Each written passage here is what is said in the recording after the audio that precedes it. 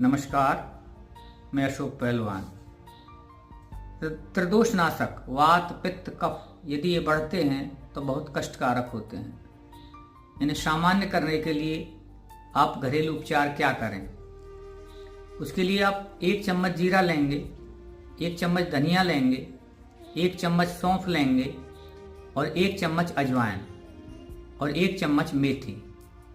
पांचों को 1 गिलास पानी में भिगो दें और सुबह इन्हें खाली पेट इन्हें ढंग से मिक्सी में पीसकर छानकर सुबह खाली पेट पिला दीजिए। एकदम सामान्य हो जाएंगे। बढ़ा हुआ वात पित्त कफ सारा सम हो जाएगा और आपके लिए बलवर्धक, आपको सामान्य शरीर स्वस्थ हो जाएगा एकदम। धन्यवाद।